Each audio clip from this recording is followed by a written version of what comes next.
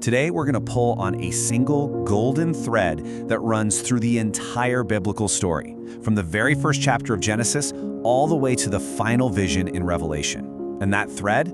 It's the idea of Sabbath, a concept of rest that's so much richer, so much more profound than just taking a day off. Our story kicks off right here, in the second chapter of the Bible, with a verse that I'm sure sounds super familiar. But what if our whole modern idea of rest isn't what's happening here at all? What if the original meaning is something way bigger? To really get it, we have to go back to the original Hebrew. The word is Shabbat, and you know what? It doesn't just mean take a breather. It carries this heavy, important idea of cessation, like stopping because something is totally complete, and it points to a state of holiness, of something being set apart as perfect. So let's just be perfectly clear. An all-powerful God doesn't get winded creating the universe. He doesn't need to recover.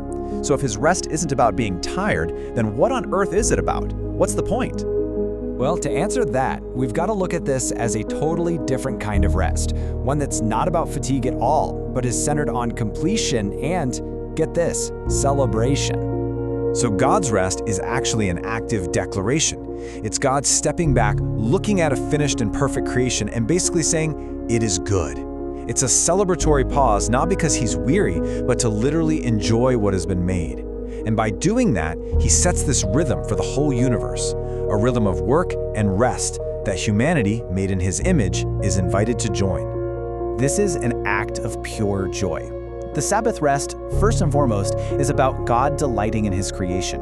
It tells us that the universe is meant to be relational, a place for communion and enjoyment, not just some machine of constant production.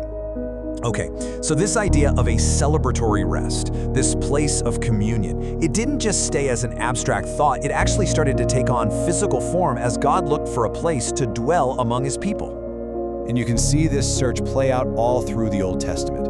It starts in Eden, right? The perfect sanctuary of communion. Then, after the fall, it continues with the tabernacle, this amazing mobile tent of meeting in the desert. And later, it finds a permanent home in the temple in Jerusalem.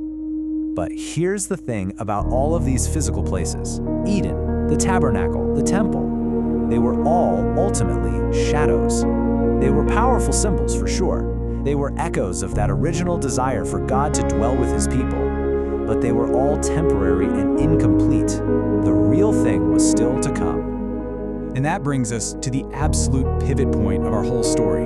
This is the moment where the shadow gives way to the substance, and that pattern we saw way back in creation finds its ultimate expression. Hey, remember that pattern from Genesis? A period of work, a declaration that the work is finished, and then a period of rest? That structure is totally intentional. And believe me, it's about to repeat itself in the most dramatic way possible.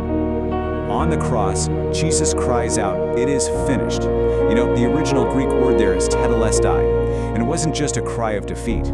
It was an accounting term. It meant paid in full. The debt was settled. The work was done. Just like God's work of creation was finished, Christ declares the work of redemption complete. The parallel is just wow. It's unmistakable.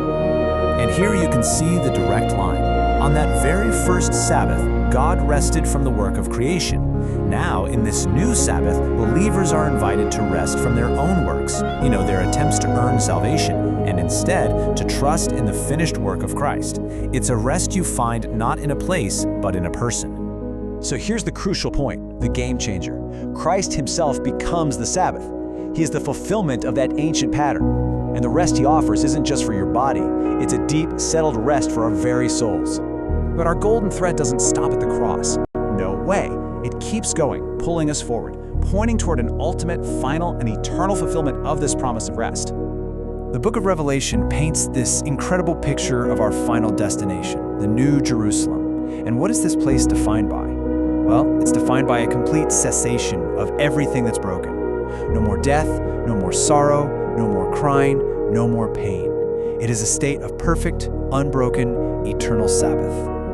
But then you get this really fascinating twist. After that long historical search for a physical place for God to dwell, the tabernacle, the temple, the final vision reveals a city with no temple building at all.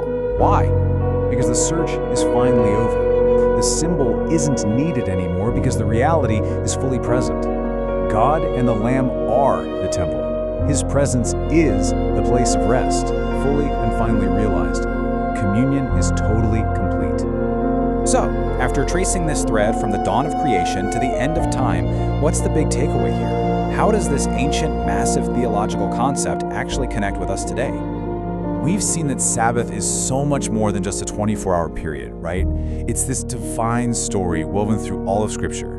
It starts as a pattern in creation, it's shadowed in history through physical places, it finds its fulfillment in the person of Christ, and it reaches its final destination in an eternal state of perfect communion with God.